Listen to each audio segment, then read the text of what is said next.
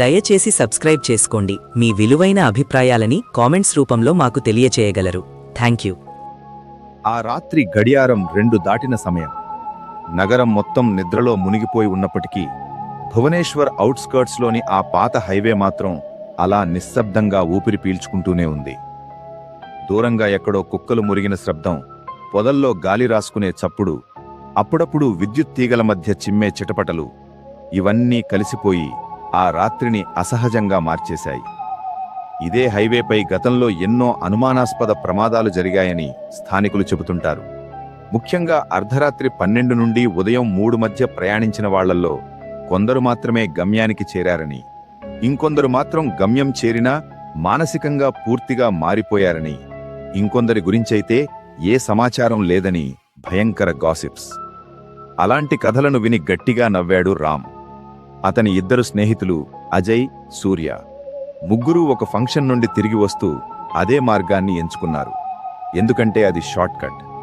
కానీ ఆ షార్ట్కట్ వారి జీవితాన్ని ఎంత భయంకరమైన భయంగా మార్చబోతోందో వారికి అప్పటికి తెలియదు. కార్ హెడ్లైట్లు దూరంగా పొడవైన తెల్ల రేఖల రోడ్డును కోస్తూ పోతుండగా అకస్మాత్తుగా ముందున్న పొగమంచు గట్టిగా కమ్ముకుంది.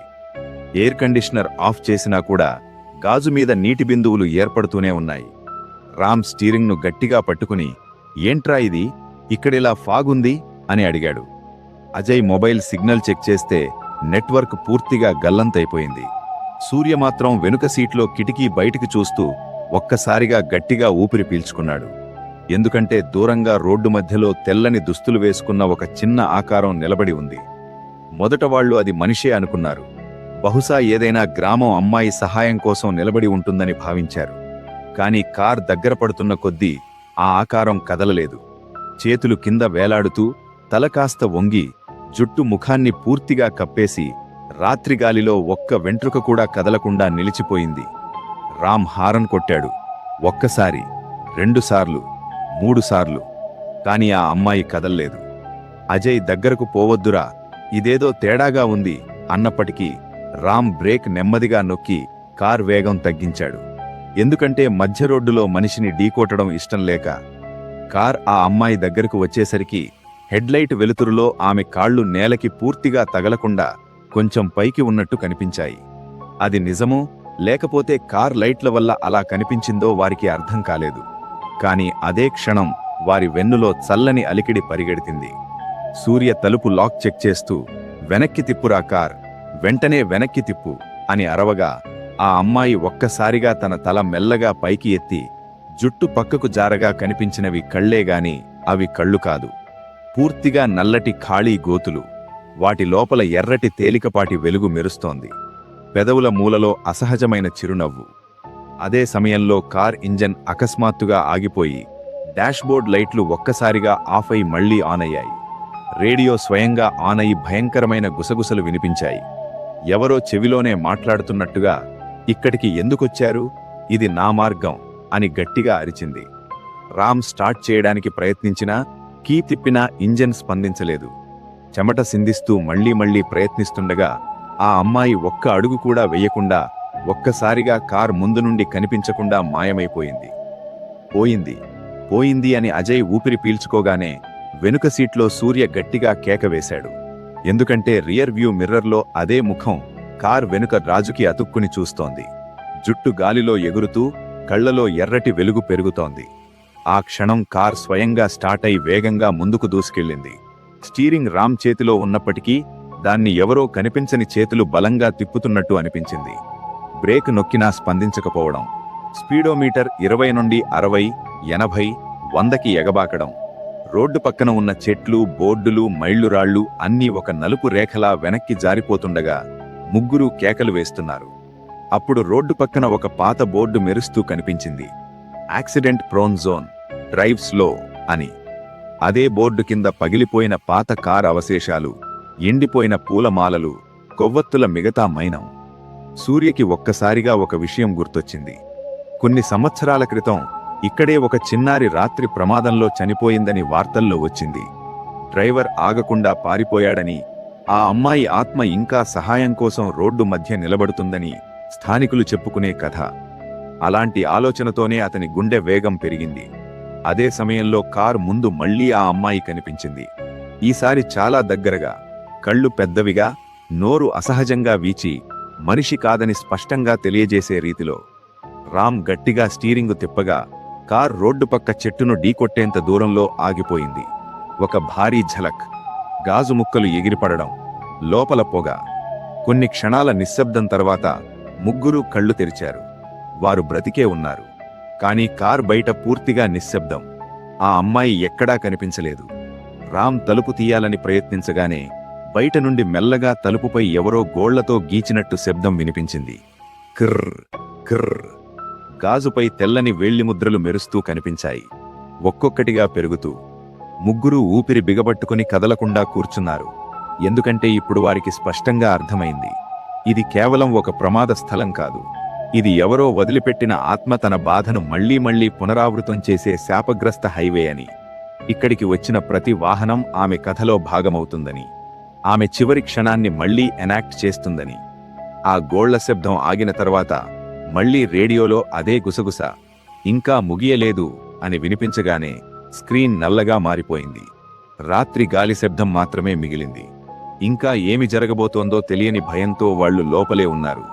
కార్ బయట గాజుపై గోళ్లు రాసిన శబ్దం ఒక్కసారిగా ఆగిపోయిన తర్వాత లోపల చాలా నిశ్శబ్దం ఏర్పడింది. ముగ్గురూ తమ గుండె కొట్టుకుంటున్న శబ్దమే బయటకి వినిపిస్తుందేమో అన్నంతగా ఊపిరి బిగబట్టుకుని కూర్చున్నారు. రామ్ చేతులు ఇంకా స్టీరింగ్ పైనే గట్టిగా ఉన్నాయి. అజయ్ కళ్ళు రియర్ వ్యూ మిర్రర్ పైనే గట్టిగా నిలిచిపోయాయి. సూర్య మాత్రం కిటికీ పక్కన వణుకుతున్నాడు. బయట పొగమంచు మరింత గట్టిగా కమ్ముకొని కార్ హెడ్లైట్లు కూడా ఆ తెల్లని గోడను ఛేదించలేకపోతున్నాయి. ఒక్కసారిగా డాష్బోర్డ్ లైట్లు మళ్లీ మసకబారాయి. రేడియో స్వయంగా ఆన్ అయి స్టాటిక్ శబ్దం వినిపించింది. ఆ స్టాటిక్ మధ్యలో చిన్న పిల్లల నవ్వులా వినిపించే విరిగిపోయిన గొంతులన్నీ కలిసిపోయి ఉన్నాయి. ఇది మన ఊహే, ఇది మన ఊహే అని రామ్ తనను తాను నమ్మించుకోవడానికి ప్రయత్నించాడు. కాని అదే క్షణం కారు వెనుక భాగం ఒక్కసారిగా కిందికి వరిగినట్టు అనిపించింది.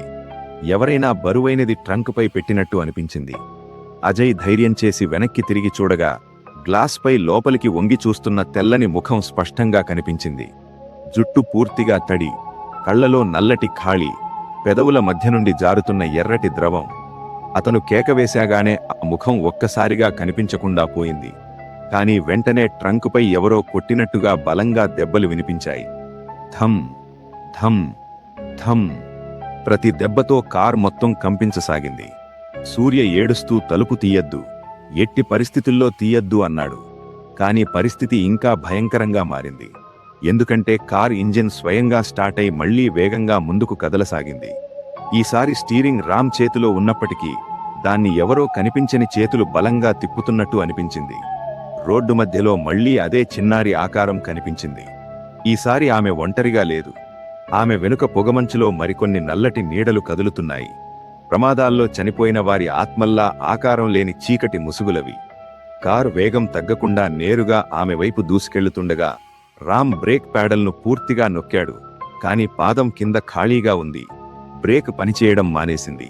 క్షమించు అనే చల్లని గుసగుస ఒక్కసారిగా కార్ లోపలే వినిపించగా స్టీరింగ్ స్వయంగా కుడివైపు తిరగగా కార్ రోడ్డు పక్క పాత వంతెన వైపు దూసుకెళ్ళింది. వంతెన కింద గట్టిగా ప్రవహించే కాలువ నీరు నల్లగా మెరిసిపోతోంది. చివరి క్షణంలో కార్ రైలింగ్ను ఢీకొట్టి సగం గాలిలో వేలాడుతూ ఆగిపోయింది. ముందు టైర్లు గాలిలో, వెనుక భాగం రోడ్డుపైనే. ముగ్గురూ కదలకుండా కొన్ని క్షణాలు కూర్చున్నారు. కిందికి చూస్తే నీటి ప్రవాహం చీకటిలో అదృశ్యమవుతోంది. అప్పుడు మళ్లీ ఆ గోళ్ల శబ్దం. ఈసారి కార్ రూఫ్ పైనుంచి పైకప్పు మెటల్ మెల్లగా లోపలికి వంగుతున్నట్టు అనిపించింది. అజయ్ తల నుండి చల్లని నీటి బిందువులు జారపడగా పైకి చూశాడు. రూఫ్ పై నీరు కారుతోంది. ఎవరైనా తడి జుట్టుతో అక్కడ పడుకున్నట్టు అనిపించింది వాళ్లకి. వెంటనే గాజు పగిలేంత బలంగా ఒక అరుపు వినిపించింది. అది పిల్ల అరుపు కాదు, అది కోపంతో బాధతో నిండిన దెయ్యం అరుపు. రామ్ చివరిసారిగా ధైర్యం కూడగొట్టుకుని, మేము నిన్ను మా కార్తో గుద్దలేదు, మేమేమీ చెయ్యలేదు అని అరిచాడు. కాని వెంటనే కార్ లోపల గాలి చల్లగా మారి వారి ఊపిరి తెల్లని ఆవిరిలా కనిపించింది. ముందు గాజు మీద మెల్లగా అక్షరాలు ఏర్పడసాగాయి, ఎందుకు ఆగలేదు అని. ముగ్గురు షాక్తో ఒకరినొకరు చూసుకున్నారు. ఎందుకంటే కొన్ని సంవత్సరాల క్రితం ఈ హైవేలో జరిగిన ప్రమాదంలో డ్రైవర్ ఆగకుండా పారిపోయాడని వారు విన్న కథ ఒక్కసారిగా నిజమై వారి ముందుకొచ్చింది. ఆ దెయ్యం వారితో ప్రత్యక్షంగా మాట్లాడుతోంది. ఆమెకు సహాయం చేయకుండా వెళ్లిపోయిన వాహనాలన్నీ ఆమె కోపానికి గురయ్యాయని. ఒక్కసారిగా కారు వెనుక తలుపు స్వయంగా తెరుచుకుంది. గాలి గట్టిగా లోపలికి దూసుకొచ్చింది. పొగమంచులోంచి ఆ అమ్మాయి మెల్లగా లోపలికి అడుగుపెట్టింది. ఈసారి ఆమె కాళ్లు నేలపై స్పష్టంగా తగులుతున్నాయి. కాని ప్రతి అడుగుతో కారు లోపల నీరు చేరుతున్నట్టు చల్లదనం పెరుగుతోంది. ఆమె ముఖం దగ్గరకు రాగానే ముగ్గురూ కళ్ళు మూసుకున్నారు. కాని ఆమె స్వరం మాత్రం స్పష్టంగా వినిపించింది. నన్ను ఇంటికి తీసుకెళ్తారా అని. ఆ మాటల్లో కోపం కన్నా ఎక్కువగా బాధ ఉంది. రామ్ ధైర్యం చేసి కళ్ళు తెరచేసరికి ఆమె ముఖం సాధారణ చిన్నారిలాగానే కనిపించింది. గాయాలతో, భయంతో. ఒక్క క్షణం వారు ఆమెను రోడ్డు పక్క గ్రామం వరకు తీసుకెళదామనుకున్నారు. కాని వెంటనే ఆమె కళ్ళు మళ్లీ నల్లగా మారి నోరు అసహజంగా వీచి పెద్ద అరుపు అరిచింది. అదే క్షణం కార్ రేలింగును పూర్తిగా దాటేసి సమయంలో ఎవరో కనిపించని శక్తి దాన్ని వెనక్కి తోసినట్టు మళ్లీ రోడ్డుపైనే కార్ని పడేసింది. భారీగా ఢీకొట్టిన శబ్దం. ఆ తర్వాత పూర్తిగా చీకటే. కొంతసేపటికి రామ్ కళ్ళు తెరిచేసరికి తెల్లవారుతోంది. పక్షుల కిలకిలారావాలు వినిపిస్తున్నాయి. కార్ రోడ్డు పక్క సురక్షితంగా నిలిచిపోయింది, వంతెనకు దూరంగా. అజయ్, సూర్య ఇద్దరూ స్పృహలోనే ఉన్నారు, కాని మౌనంగా. వారు వెంటనే ఆ ప్రదేశం వదిలి నగరానికి చేరుకున్నారు. తరువాతి రోజుల్లో వార్తల్లో తెలిసింది, అదే రాత్రి అదే వంతెన దగ్గర మరో కార్ ప్రమాదానికి గురైందని. డ్రైవర్ మద్యం సేవించి ఒక చిన్నారిని ఢీకొట్టి పారిపోయాడని. ఆ వార్త చదివినప్పుడు ముగ్గురూ ఒకరినొకరు చూసుకున్నారు. ఎందుకంటే వారి ఫోన్లలో రాత్రి 2:17 తీసిన ఒక ఫోటో కనిపించింది. వారు ఎప్పుడూ తీయని ఫోటో అది. కారు ముందు నిలబడి ఉన్న చిన్నారి. ఈసారి ఆమె ముఖంలో చిరునవ్వు, కళ్ళు ఎర్రగా లేవు. ఆ ఫోటో తర్వాత దానంతట అదే డిలీట్ అయిపోయింది. అప్పటినుండి రామ్ ఎప్పుడూ ఆ హైవేపై ప్రయాణించలేదు. కాని అప్పుడప్పుడు రాత్రిళ్ళు అతనికొక గొంతు వినిపించేది, ఎవరైనా ఆగండి అని. ఆ హైవే ఇంకా ఉంది, ప్రమాదాలు ఇంకా జరుగుతూనే ఉన్నాయి. కాని ఆ రాత్రి ముగ్గురికి ఒక విషయం మాత్రం స్పష్టమైంది. కొన్ని ఆత్మలు ప్రతీకారం కోసం కాదు, తమ చివరి క్షణాన్ని ఎవరో ఒకరు గుర్తించాలని మాత్రమే ఎదురుచూస్తుంటాయి. అయితే మీరు ఆ మార్గం దాటే ధైర్యం చేస్తే మాత్రం, ఎప్పుడైనా రోడ్డు మధ్యన నల్లటి ఆకారం కనిపిస్తే దయచేసి ఆగండి. లేదంటే ఆ కథలో తదుపరి అధ్యాయం మీదే కావచ్చు.